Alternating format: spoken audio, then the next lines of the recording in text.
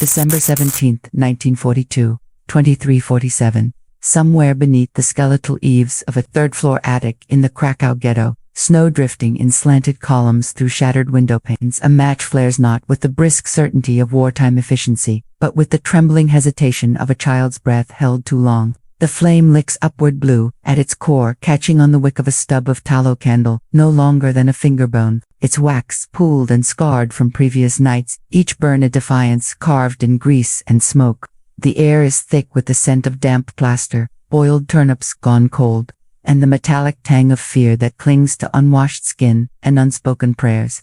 Outside, the cobblestones echo with the rhythmic stomp of jackboots, the occasional bark of German commands slicing through the winter hush like shrapnel. But here, in this cramped cavity between rafters and rot, there is only the girl 10 years old, barefoot, despite the frost blooming across the floorboards and the fragile dome of light she coaxes into being. She cups it with both hands as though shielding a heartbeat, her knuckles white, her eyes reflecting the flame like twin pools of liquid amber. The wick hisses softly, fighting the draft that snakes through cracks in the boarded window, and for a moment, the room breathes with her. The sagging mattress in the corner where her mother lies curled like a question mark, the threadbare quilt pulled over her brother's face to muffle his cough, the rusted tin can repurposed as a candle holder balanced on a crate labeled S-ware in 1939, its paint long since flaked away. This is not ritual. This is resistance in its quietest, most intimate form. Every night since the roundups began in June, since Herr Vogel from the bakery downstairs vanished with his wife and twin daughters, since the Judernaught stopped posting notices and started whispering through keyholes, she has lit this candle, not for God, though her grandmother would have called it a mitzvah, not for hope, which feels too grand a word in a place where hope curdles by dawn. She lights it so they know she is still here, so that when the SS patrols sweep the blocks with their searchlights and their dogs, when neighbors disappear into the black mouths of trucks and are never seen again, her family, huddled in the dark below or hiding in the cellar behind sacks of moldy potatoes, will see that single point of light flickering through the attic S1, unboarded slat and understand. She lives. We are not yet erased. The flame is small, pathetically so, against the vast machinery of annihilation grinding through Europe, but it is hers, and it is stubborn. She learned its language early. How the wick sputters when the air grows thin with tension. How the flame leans into warmth like a living thing seeking kinship. How silence, when it falls too heavily, is often the prelude to boots on the stairs. Tonight, the silence is different, not the usual brittle quiet of exhaustion, but the taut stillness of waiting, like the moment before a bomb falls, when even the rats stop gnawing. Her brother Marek had coughed himself awake an hour ago, his eyes wide and glistening in the dark, and she had pressed a finger to his lips without a word. Their mother hadn't moved, but the girl knew she was awake. She could feel it in the way the quilt barely stirred, in the shallow rhythm of breath-feigning sleep. Downstairs, old Mrs. Lewin had been taken 3 nights prior, dragged out for questioning after someone reported a radio hidden beneath her floorboards. There was no radio, only a broken music box that played a few tinny notes of Chopin when wound too tightly. The girl had seen the SS officer smirk as he crushed it under his heel.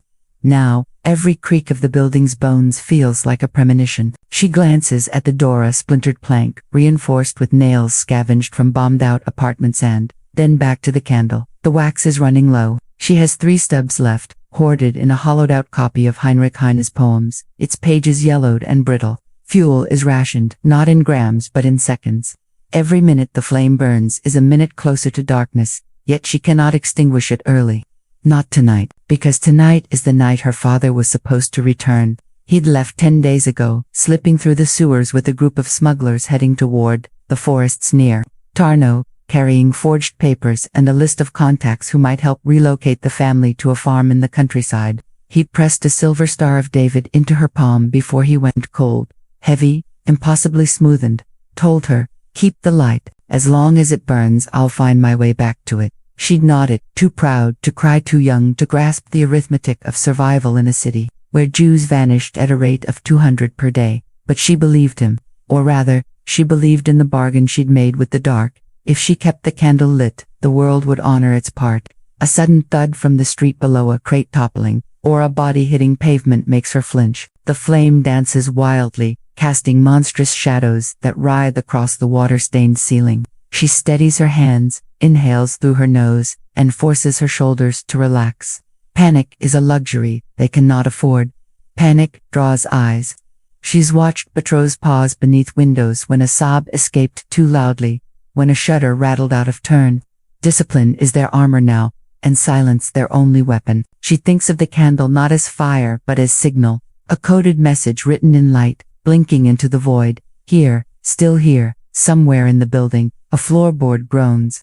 Not the usual settling of old timber, but the deliberate pressure of weight. Her breath catches. She doesn't turn, doesn't move, lets her eyes stay fixed on the flame, as if by staring hard enough she can will it to grow, to swell into a beacon that could guide her father home, or blind their enemies.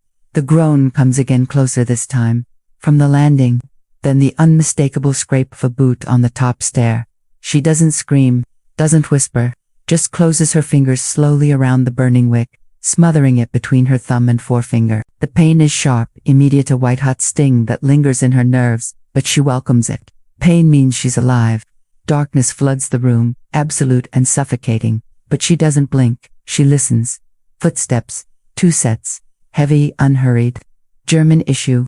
The metallic clink of a rifle sling against a belt buckle. A muttered phrase in polished sprods. Guru.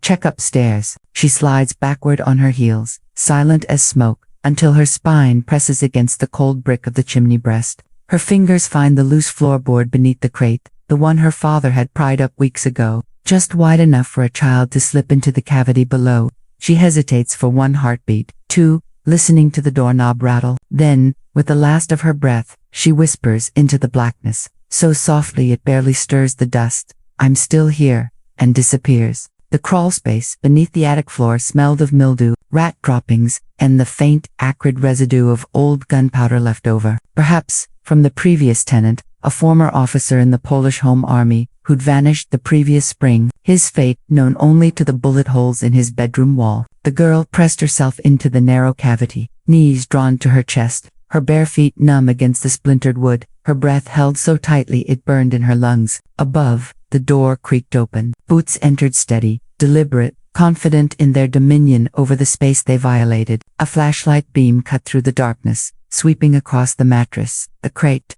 the empty tin can where the candle had stood moments before. She heard the rustle of gloved hands turning over the quilt, the sharp intake of breath as they found her brother's damp pillow, still warm. "No one here," came the voice, Polish accented German, the tone of a man performing a chore he found tedious. "Just bedding." Another voice, deeper, slower, replied in flawless German, "Look again." Silence followed, not the absence of sound, but the tension of listening. The girl felt the vibration of their presence through the floorboards, a pressure on her eardrums like the approach of thunder. She closed her eyes, not to shut out the world, but to sharpen her hearing, the way her father had taught her when they'd played hide-and-seek in the woods outside Noe Sach, before the war turned forests into hunting grounds. She counted the seconds between their movements, the shuffle of feet, the creak of a hinge as the wardrobe was opened, the clatter of a spoon falling from a hidden jar of ersatz coffee. Then, a new sound, the scrape of a fingernail along the floor, testing, probing. Her heart hammered against her ribs like a trapped bird, but she didn't move. She knew this space, knew its contours, its secrets. Her father had shown her how to slide the loose board back into place from below, how to wedge a sliver of wood to muffle the telltale rattle. She'd practiced it every night for a month. Now, in the suffocating dark, she willed her body to become part of the house itself. Another beam, another shadow, another forgotten thing. Above, the flashlight beam lingered on the window. "Candle wax," the German-speaking voice observed. "Fresh." "A child," the other muttered. "They always leave traces." The first man laughed, a dry, humorless sound. "Children are the first to go. Sentiment is inefficient." They lingered a few moments longer, rifles slung casually, their confidence a kind of blindness. Then the boots retreated, the door clicked shut, and the building exhaled. She waited, not 10 seconds, not 30, a full 3 minutes, her father's rule before she dared to shift. When she finally pushed the board aside and climbed back into the attic, the cold bit into her skin like teeth. The room was ransacked, mattress overturned, crate splintered, the copy of Heine torn open, its hollow cavity exposed. They hadn't found her, but they knew someone had been here, and they would return. She knelt beside the ruined candle holder, her fingers brushing the blackened wick. The stub was gone, stolen, or discarded. It didn't matter. What mattered was that the light had been seen, that someone, somewhere, had registered its existence. And in a place where existence itself was a crime, being seen was both peril and proof. She descended the stairs slowly, each step a negotiation with silence. The apartment below was empty. Her mother and brother had fled to the cellar the moment they heard the boots on the landing. She found them huddled behind a stack of potato sacks, Marek's face pale, his fingers clutching a rusted spoon like a talisman. Their mother's eyes met hers, wide with terror, and something else, pride perhaps, or despair so deep it had curdled into resolve. "You kept it burning," she whispered. The girl nodded. "They'll come back," her mother said. "Not a question. A fact. Yes, we can't stay." No. Outside, the curfew bell tolled from the distant church tower. 11 chimes, though it was past midnight. A relic of normalcy the occupiers kept for their own convenience, a ghost of time when bells meant weddings, not warnings. The girl stepped to the cellar's single grimy window, wiped a patch of frost with her sleeve, and peered into the street. Snow fell in slow spirals, muffling the world, turning the ghetto into a diorama of ruin and resilience. No patrols, no headlights, just the skeletal outlines of buildings leaning into one another like the last survivors of a shipwreck. Then a flicker, not from the street, from the window across the alley, 3rd floor, a single point of amber, wavering but persistent, behind a curtain pulled just slightly askew. Another candle, another child, another signal. Her breath caught. She turned to her mother. "We're not alone." Her mother didn't answer. She was already gathering their few possessions, a scarf, a loaf of hard bread, the silver Star of David the girl had tucked into her pocket before fleeing upstairs. The plan had always been contingency. If the attic was compromised, they would move to the tailor's workshop on Shiroka Street, where Mr. Fenster kept a false wall behind his bolt of navy wool. He'd promised safe passage for 2 weeks. No questions. But 2 weeks was an eternity now. The ghetto was shrinking like a noose. Rumors swirled of mass deportations to a place called Belkaka, name that tasted like ash on the tongue. They waited until 3:17 a.m., the hour when patrols changed shifts and attention wavered, then slipped into the alley. Shadows among shadows, the snow muffled their footsteps, but every breath plumed like a betrayal. Twice, they froze as truck engines rumbled in the distance. Once, a dog barked from a courtyard, and the girl felt her brother's hand tremble in hers, but they reached Shiroka Street unscathed, slipping through the tailor's back door just as dawn began to bleed into the eastern sky. Mr. Fenster, gaunt and gray-bearded, ushered them into the workshop without a word. The false wall opened with a soft click, revealing a space barely large enough for 3 bodies and a chamber pot. "Water twice a day," he whispered. "No noise, no light." The girl's stomach dropped. No light. He looked at her, his eyes hollow but kind. "Not even a spark, child. 1 match could bring the entire block down." She nodded, but inside, something fractured. The candle wasn't just a signal, it was a promise, a thread connecting her to her father, to the world beyond the walls, to the version of herself that still believed in return. To extinguish it entirely felt like surrender. For 3 days, they obeyed, drank their water in silence, relieved themselves in the pot with mechanical efficiency, listened to the muffled sounds of the workshop above, the snip of scissors, the treadle of the sewing machine, the occasional hum of a German officer ordering a new uniform. On the 4th night, as her mother slept, and Marek shivered with fever, the girl lay awake, staring into the blackness, her fingers tracing the outline of the silver star in her pocket. Then, an idea. Not grand, not heroic, just stubborn. She waited until Mr. Fenster's snores echoed through the floorboards. Then, slowly, she unbuttoned her coat and pulled out the lining, a thin strip of pale fabric torn from her mother's summer dress months ago. She held it to her nose. It still carried the faint scent of lavender soap, the last bar they'd owned. With trembling fingers, she tore a narrow strip, no wider than a pencil. Then another, and another. She braided them together, tightly, patiently, until she had a cord about 6 inches long. She dipped one end into the shallow pool of water in their cup, then pressed it against the cold brick wall until it absorbed enough moisture to hold its shape. It wouldn't burn long, maybe 10 seconds, but it would burn. At 11:03 p.m. She struck a match stolen from Mr. Fenster's desk during a rare moment, alone, and touched it to the braided wick. The flame caught instantly, pale and hungry, casting a soft glow over her brother's face. His eyes fluttered open. He didn't speak, just watched the light, as if remembering what warmth looked like from the alley outside. A low whistle, 3 notes, then silence. The same tune her father used to hum when he came home late from the factory. Her breath stopped. She blew out the wick. Darkness returned, but the whistle came again, softer this time, almost a sigh. She pressed her ear to the wall, listened, waited, and knew, with a certainty that defied reason, that her father was out there, and he had seen the light. The whistle did not come again. Silence resettled over the street like frost on glass, but the girl remained pressed against the wall, her pulse drumming in her throat, her fingers still curled around the damp wick.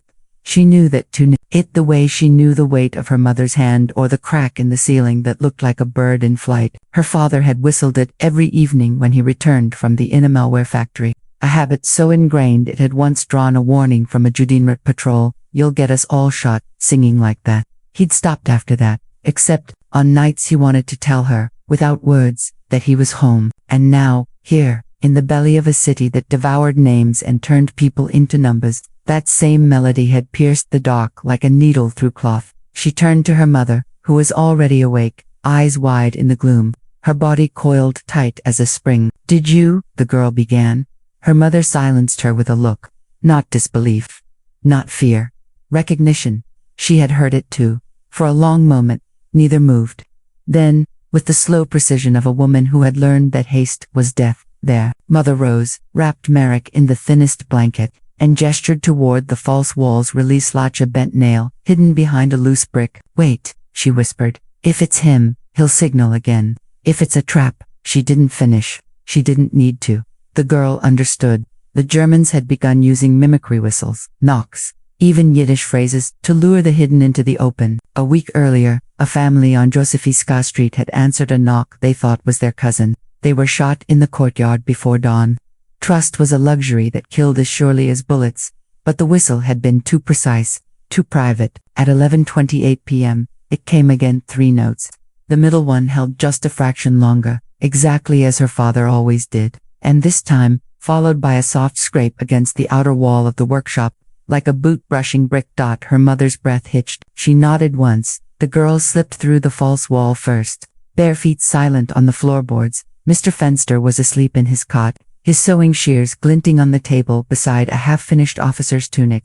She moved past him like smoke, unlatched the back door, and stepped into the alley. Snow had stopped falling, leaving the world hushed and sharp-edged under a sliver of moon. At the far end of the passage, a figure stood beneath a collapsed awning, shoulders hunched, hands buried in the pockets of a threadbare overcoat, too thin for December. He didn't move as she approached, as if afraid she might vanish if he startled her. Then he lifted his head. It was him, thinner, older, a gash across his left cheek stitched with black thread, but his eyes, the same deep brown that mirrored hers, held her like an anchor. "You kept the light," he said, voice raw, as if the words had traveled a great distance through dust and fear. She nodded, unable to speak. He stepped forward, then stopped himself. "They're raiding the southern blocks tonight. I barely made it through. There's talk of liquidation by spring. We have to leave, now."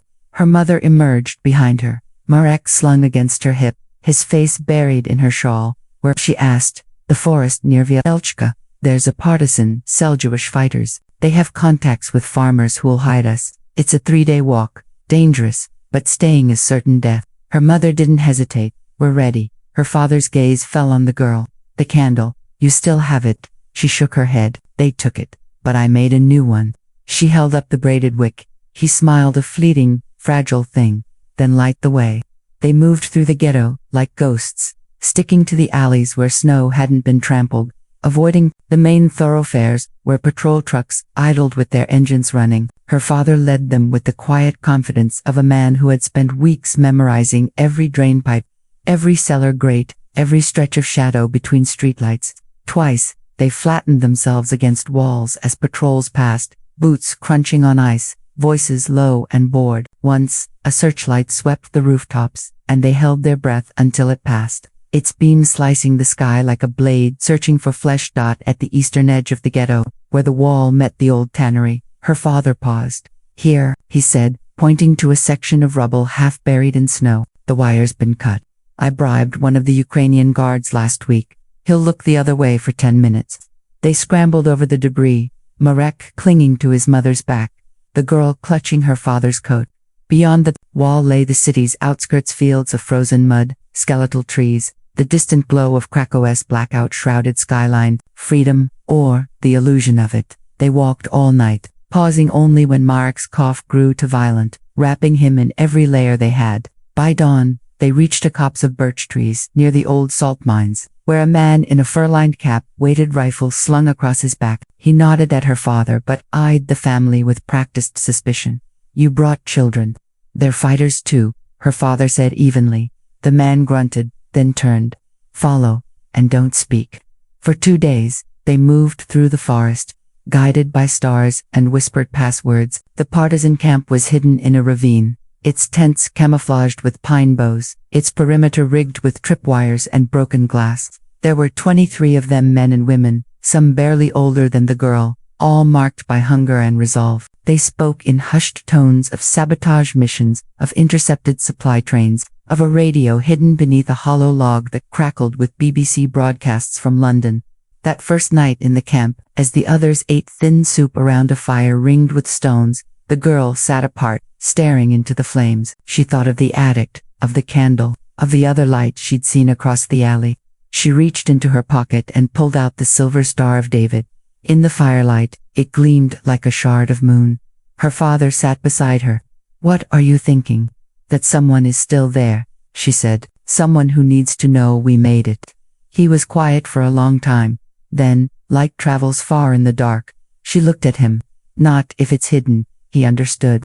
The next evening, as snow began to fall again, he helped her rig a small oil lamp from a salvaged tin and a strip of rag soaked in rendered fat. They placed it on a high rock overlooking the ravine, shielded from aerial view but visible from the distant tree line. 1 blink for safety, he said, 2 for danger. She lit it just after dusk. 3 nights later, as the camp prepared to move deeper into the Carpathians, a runner arrived, gaunt, frostbitten, clutching a scrap of paper. He'd come from the ghetto. Someone had seen their signal. Someone had answered. The note was brief, written in smudged charcoal. We saw your light. We're coming. No name, no date, just those words, and a tiny, careful drawing of a candle. The girl folded the paper and tucked it into her shoe, next to the silver star. That night, as the partisans packed their gear, she lit the lamp one last time and let it burn until the oil ran dry. Not as a signal anymore, but as a promise that even in the deepest dark, someone was watching. Someone remembered, and somewhere, in another attic or cellar or forest hollow, another child would keep the flame alive. Winter tightened its grip on the Carpathians, the snow deepening into drifts that swallowed bootprints whole and turned the ravine into a cathedral of silence. Its walls muffled by frost, its floor a tapestry of animal tracks and broken branches. The partisan camp had moved twice since the note arrived, each relocation more urgent than the last, dictated by whispers of German sweeps moving eastward and the constant, gnawing fear that informants had infiltrated even the most trusted networks. Yet through every relocation, through blizzards that howled like wolves and nights so cold breath crystallized on wool scarves, the girl carried the folded charcoal message in her shoe, its edges fraying, its words softening with each mile. She never read it aloud, never showed it to anyone, but she touched it every morning, a ritual as essential as breathing. As if the paper itself held warmth, she no longer lit a flame for signal. In the open wilderness, fire was a beacon for death. Instead, she adapted. She learned to read the sky, how the position of Venus at dusk meant calm weather for 2 days, how a ring around the moon foretold snow. She watched the birds. Crows gathering in threes meant patrols were near. Finches chattering at dawn meant safety. Observation became her new language, her candle remade in the grammar of survival. But still, each evening as the camp settled into uneasy sleep, she would find a high rock, a fallen log, or the crook of a pine, and place a small object, a smooth stone, a twisted root, a shard of glass scavenged from a bombed-out village, oriented in a precise pattern only she understood. A silent echo of light, a marker for those who knew how to look. Her father noticed. Of course, he never asked. He simply began leaving similar markers along their path, a bent twig, pointing northeast, a knot of twine tied around a sapling, and, she understood, He was speaking back to her in code. Their dialogue was written not in ink but in the land itself, a conversation woven through the bones of the forest. Then, in late January, came the blizzard that changed everything. It struck without warning, swallowing the world in white, reducing visibility to arm's length, turning the ravine into a labyrinth of wind and ice. The camp huddled in their shelters, rationing the last of their potatoes, listening to the trees groan under the weight of snow. On the second night, a sentry vanished, swept off a ridge by an avalanche of powder, his body never found. On the third, their radio operator fell ill with pneumonia, his breath rattling like stones in a tin can. By dawn of the fourth day, their leader, a former schoolteacher named Abramovitz, called a council. "We can't wait this out," he said, voice hoarse from cold. "We're low on medicine, low on food, and if the Germans use this storm to move undetected." He didn't finish. They all knew. Snow-masked, sound. Patrols could be upon them before the first gunshot. Her father spoke then, quiet but firm. "There's a shepherd's hut 10 kilometers west, near the old quarry. I passed it last fall. Stone walls. Cellar. Hidden by pines. Too exposed," argued a woman named Rivka, her fingers wrapped in rags to hide frostbite. "No line of retreat. It's defensible," her father insisted, "and the Germans won't expect us to move in a storm." Abramovitz studied him, then nodded. "We leave at noon. Light packs only." The journey was hell. The snow came to their waists, the wind scoured their faces raw, and Marek, weak from fever, had to be carried in turns. The girl walked at the rear, scanning the trail behind them, her eyes sharp for any sign of pursuit. Halfway to the quarry, she stopped. "What is it?" her father asked, turning. She pointed to a patch of snow near a boulder, undisturbed, pristine, except for a single set of tracks leading away into the trees. "Too small for a soldier, too deliberate for an animal. Child's boot," she whispered. He followed her gaze, his expression darkening. Impossible, but she knew. She'd seen that tread before, the uneven wear on the left heel, the patch of leather stitched with red thread. It belonged to Lila, the girl from the apartment across the alley in the ghetto, the one whose candle she'd seen blinking through the snow. Her father crouched, brushing snow from the print. "If she's out here, then others are too," the girl finished. They told no one. Not yet. But as they neared the quarry, the girl's eyes scanned every ridge, every cluster of pines, searching for the flicker of a signal, the glint of a mirror, anything. And just as the shepherd's hut came into view, a low stone structure half buried in drifts, she saw it, perched on a rock at the tree line, a small glass bottle filled with snow, its surface catching the weak afternoon light like a prism. Inside, barely visible, a folded strip of fabric, blue, the color Lila always wore. Her breath caught. She glanced at her father. He gave an almost imperceptible nod. That night, as the partisans secured the hut boarding windows, setting watch rotations, melting snow for water, the girl slipped out through a gap in the rear wall. She moved quickly, silently, her body remembering the rhythms of the ghetto alleys. At the tree line, she found Lila huddled beneath a pine, wrapped in a man's overcoat 3 sizes too large, her face gaunt, her eyes wide with exhaustion and terror. Behind her, 2 others, a boy no older than 8, and an elderly woman clutching a wooden box like a Bible. "You saw the light," Leela whispered, tears freezing on her cheeks. "We never stopped looking," the girl replied. They brought them to the hut under cover of darkness, feeding them broth, wrapping them in spare blankets. Abramovitz was furious at first. More mouths to feed, more risk, but when he saw the boy's frostbitten toes and the old woman's trembling hands, his anger softened into grim resolve. "We protect our own," he muttered, and assigned them a corner near the stove. Over the next week, as the storm subsided and the partisans planned their next move, raiding a supply depot near Bochnia, they learned the truth. Lila's family had escaped during a transport chaos at Pleshko, slipping into the woods with nothing but the clothes on their backs. They'd survived on bark and melted snow, guided only by rumor and the faint hope that someone, somewhere, was still fighting. And then, 2 nights before the blizzard, Lila had seen a glint on the western ridge, just a flash, like sunlight on glass. She'd followed it. "It was your marker," she told the girl one evening, her voice barely audible over the crackle of the fire. "The stone with the triangle. My father taught me that shape meant safe in the old smuggling routes." The girl said nothing, but that night, she took a shard of mirror from the old woman's box, its surface clouded but still reflective, and climbed to the highest point above the hut. At precisely 17 p.m., when the sun broke through the clouds for the first time in days, she angled the glass toward the western ridge and flashed it 3 times. 2 days later, a man appeared at the tree line, bearded, limping, carrying a rucksack. He raised his hands in peace. "I saw your signal," he said in Polish. "There are 12 of us in the next valley. Starving. No weapons." Abramovitz sent a scout, verified the story, brought them in. By mid-February, the hut housed 37 souls. By March, it became a node in a growing network. Messages passed via riverstones carved with symbols, supply drops coordinated with coded bird calls, escape routes marked by braided twigs. The girl's system, born in an attic with a stub of tallow, had become an invisible lifeline, stitching scattered survivors into a fragile web of resistance.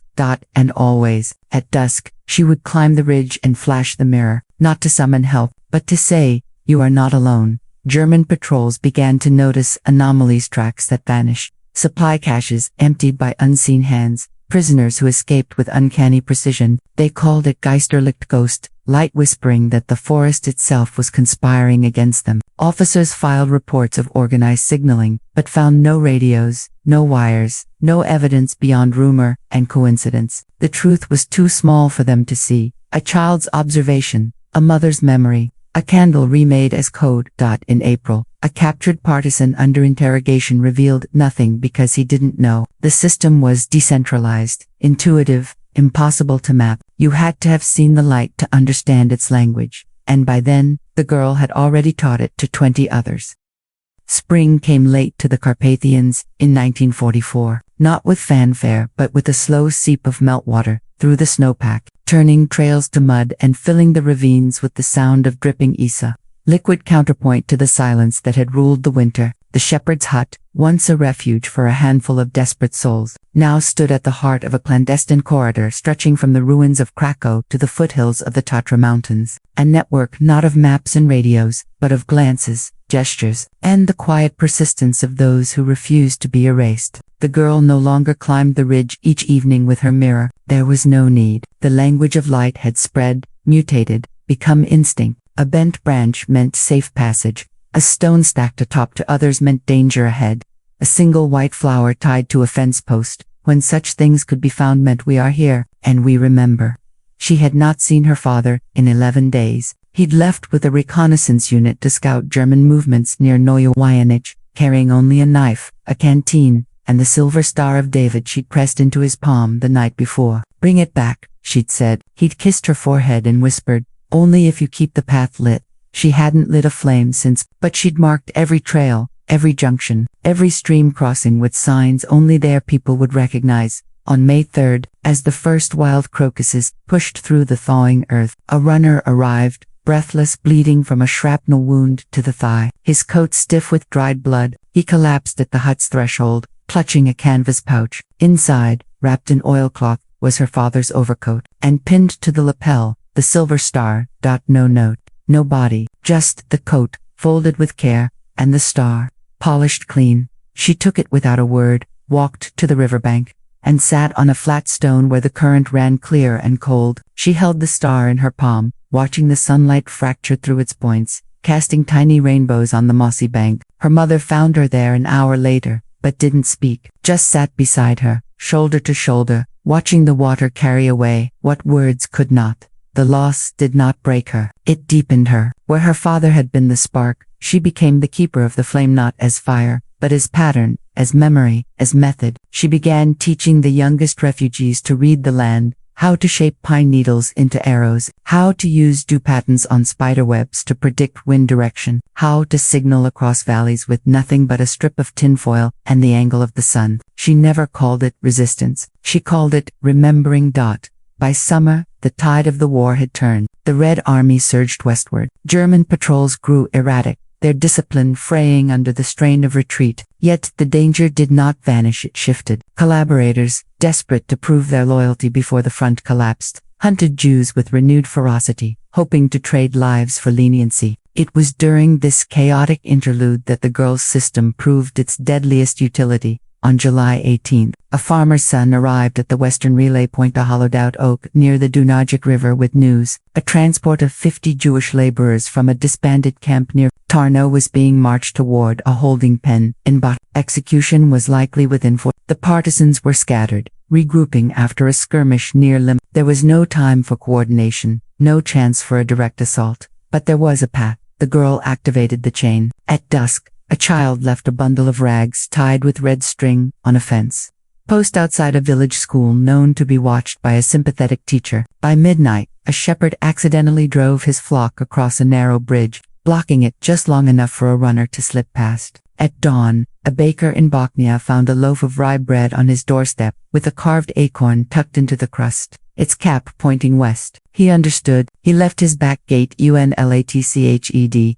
By noon, 43 of the 50 prisoners had vanished into the forest, not through force, but through a choreography of absence: dropped coats, swapped hats, diverted guards lured by false alarms, a rock thrown into a ditch, a whistle mimicking an owl, a lantern glimpsed briefly in the wrong window. The Germans reported mass escape due to sloppy oversight. They never suspected the true architect: a network of children, elders, and farmers communicating in a language built on candlelight and silence. After the war, when borders redrew themselves and survivors emerged like ghosts from cellars and forests, the girl, now 14, her hair cropped short, her hands calloused from digging trenches and hauling water, walked into a displaced persons camp near Salzburg. She carried nothing but a satchel containing her mother's scarf, Merrick's spoon, and the silver star, now worn smooth from years, in her pocket. No medals were offered. No historians came knocking. The story of the Geisterlicht faded into rumor, dismissed by post-war analysts as folklore, too decentralized, too organic, too human to fit the grand narratives of generals and treaties. Yet in the testimonies of those who survived, the woman who followed a bent twig into the woods, the boy who recognized a stone pattern his grandmother once drew in the dirt, the old man who wept when he saw a braided wick in a museum, decades later, the truth remained, stubborn and unbroken. She never spoke of her role, not out of modesty, but because the act itself had been the point. The candle was never about being seen by the world, it was about refusing to vanish before your own eyes. In 1951, she emigrated to Haifa, married a printer who'd lost his family in Vilna, and raised 3 children in a sun-drenched apartment near the Carmel market. Every Friday evening, as Shabbat approached, she would light 2 candles, not for memory, but for presence. And sometimes, when the light caught her granddaughter's eyes just right, she'd see that same amber reflection, that same quiet knowing, and she'd smile. Decades later, when researchers finally pieced together the scattered fragments from German patrols complaining of untraceable signals, survivor accounts describing impossible rescues, a single mere found buried near a Carpathian ridge, its surface still etched with faint scratches, they concluded what the institutions of wartime had missed: that the greatest threat to an empire of control is not an army, but an idea carried in the hands of a child who refuses to let the dark win. She died in 2003, at 91, in her sleep, the window open to the sea breeze. On her nightstand sat a small glass bottle filled with snow melted long ago, of course, but beside it, a single white candle, unlit, because by then, the light no longer needed fire to burn.